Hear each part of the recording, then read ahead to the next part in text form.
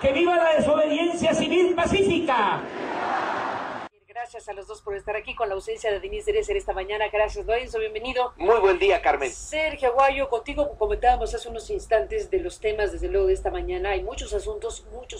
Creo que el tema Michoacán, desde luego, es obligado en esta mañana por muchas razones.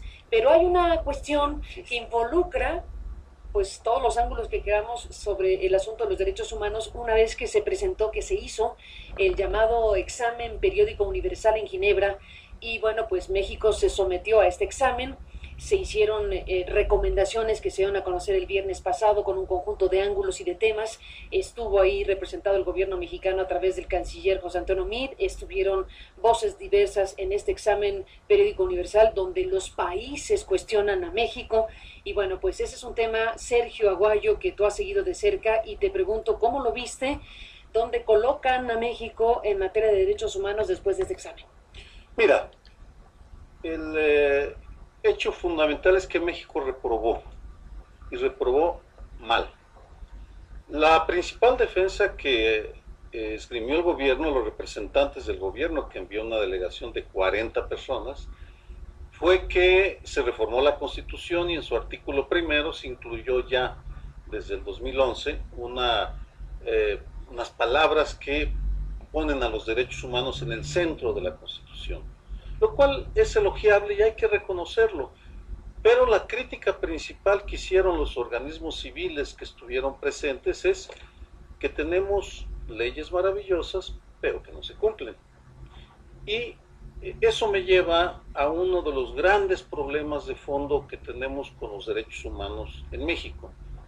La simulación, la falta de aplicación efectiva de mecanismos para defender los derechos humanos. Si uno revisa las críticas al examen, o más bien, las críticas incluidas en el examen periódico universal que hizo las Naciones Unidas, lo que uno encuentra es la insuficiencia de las instituciones para poner los derechos humanos en el centro. Lo pone en el centro de su retórica, pero no de su acción. Y si uno revisa las noticias de la última semana, el 80% tienen que ver con esta insuficiencia. Michoacán, por ejemplo, podemos acercarnos desde este ángulo y veremos que uno de los grandes problemas es que las garantías incluidas en la Declaración Universal de los Derechos Humanos no se cumplen.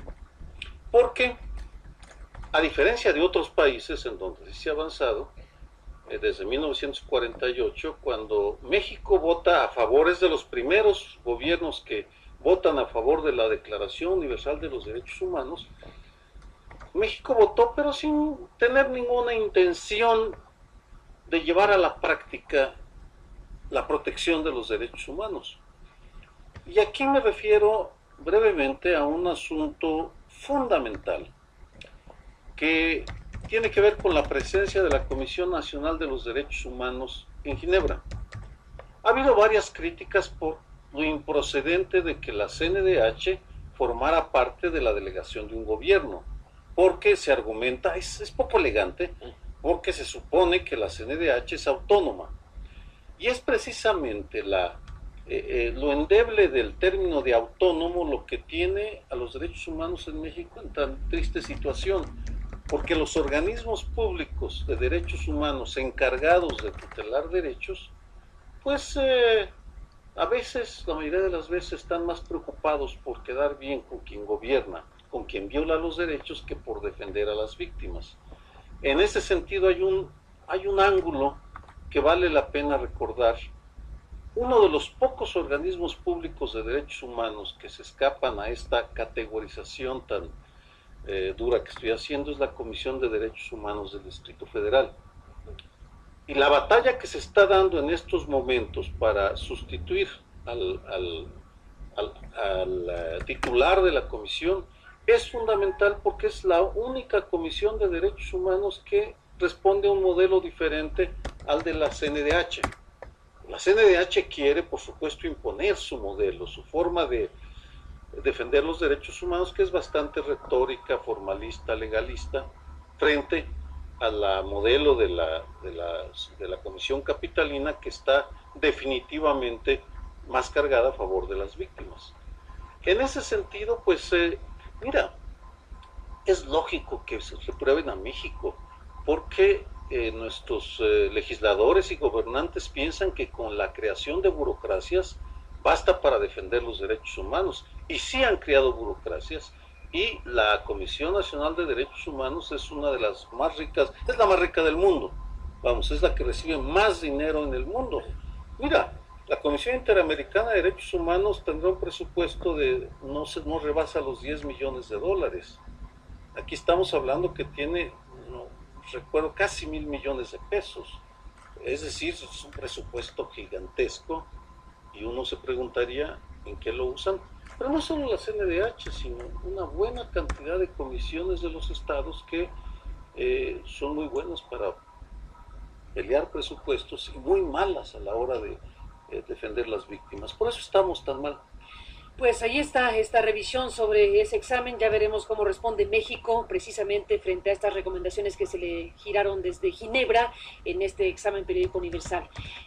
Déjenme pasar de este tema, Sergio Lorenzo, a otro asunto que, bueno, está junto con pegado, como dicen los clásicos. Un caso que comentaba Lorenzo Meyer antes de entrar al aire y que ha impactado muchísimo en este país y que al final de cuentas tiene que ver con la inacción de funcionarios, de autoridades, en este caso de doctores. El caso que comentabas, Lorenzo, de este señor que murió después de estar varios días afuera del hospital sin que se le atendiera, es indignante, estrujante por su significado. Este hombre de 38 años de edad, de Casas Grandes, Chihuahua, que murió el lunes pasado hace 8 días, ahí en los patios del Hospital General de Guaymas, Sonora. Estaba ahí, duró 5 días, 5 días, volvemos a decirlo, esperando atención médica que se le negó. No tenía dinero, desde luego no tenía dinero para pagar los servicios de ese hospital. Y bueno, pues Jorge Sánchez Carrasco llegó a ese lugar, estaba deshidratado, estaba claramente con necesidad de ser atendido, estuvo incluso deambulando por ahí, según las crónicas que se han conocido de entonces a la fecha, con un cuadro claramente de requerimiento de atención médica. Se presentó para solicitarla al Hospital General, que le negó esta atención, y murió ahí, esperando que alguien le atendiera médicamente hablando. Si les parece, Sergio Lorenzo, podemos escuchar a Javier Quintero, nuestro corresponsal en Sonora, para que nos dé toda la información o más información al respecto. Y Lorenzo, pues un comentario sobre este tema creo que es muy importante en este momento de la mañana. Javier Quintero, te escuchamos, muy buenos días, saludos a Sonora. Gracias, Carmen, muy buenos días. Este acontecimiento afuera del Hospital General de Guaymas ha puesto a trabajar a las autoridades de todos los niveles y también a los encargados de los derechos humanos. Se trata, bien lo dices, de la negación de un servicio médico a una persona solo por no tener los recursos económicos necesarios para pagar. Primero, se dijo que este hombre era jornalero agrícola, pero ya se ha determinado que no fue así porque no hay registros de este hombre llamado José Sánchez Carrasco, de 38 años y originario de Casas Grandes, Chihuahua. No hay registros ni en los campos agrícolas, ni tampoco en el Seguro Social, como lo confirma a continuación el delegado de la Secretaría del Trabajo, Wenceslao Cota Montoya. Escuchemos. Hasta este momento no existe ningún dato, absolutamente ningún dato, que determine que esta persona haya sido jornalero agrícola. En primer lugar, ¿no? Simplemente existe aquel video que se tomó donde manifiesta que él venía a un campo agrícola de la costa, pero no está determinado que haya estado en algún campo agrícola. Independientemente de si este hombre era jornalero agrícola o no lo era, finalmente se le negó la atención afuera del hospital de Guaymas luego de agonizar 5 días tirado en uno de los jardines con un avanzado estado de desnutrición y deshidratación que los médicos de ese hospital no quisieron atender porque no tenía dinero ni llevaba consigo los documentos personales para tramitar su seguro popular, y así fue que murió envuelto en una cobija y a la vista de todos. Y por este acontecimiento, el secretario de Salud del Estado de Sonora, Bernardo Cantillo, afirmó que se iniciará una investigación para determinar las causas exactas de la muerte de esta persona y también determinar si el personal del hospital tiene alguna responsabilidad por negligencia. Escuchemos. Bueno, yo voy a ver los detalles del caso, hasta ahorita es una información verbal, veremos los detalles del caso ya por escrito en un reporte y además pediremos también al Ministerio Público si tiene algún hallazgo, alguna observación, precisamente para hacer como cada caso, hacemos una revisión detallada, un grupo, un comité, y ahí estableceremos en un momento dado cuál fue la posible causa de muerte. Y por lo pronto, el viernes, el secretario de Salud removió de su cargo a José Alfredo Cervantes Alcaraz, quien se había desempeñado como director general del hospital de Guaymas.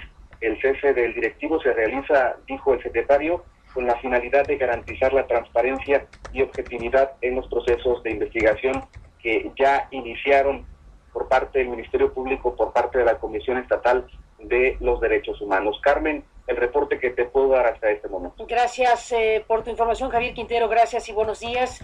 Corrijo, dije Jorge, es José Sánchez, el hombre que falleció. Ya la secretaria de Salud del Gobierno Federal, Mercedes Juan, pues ha condenado categóricamente la muerte de José Sánchez Carrasco, este hombre de 38 años que perdió la vida afuera de este Hospital General de Guaymas. Y bueno, pues ha dicho la propia secretaria de Salud que lo delicado es que ocurrió afuera del hospital y que debe investigarse a fondo, pues precisamente lo sucedido. Es, bueno, gravísimo que haya pasado una cosa de esta naturaleza.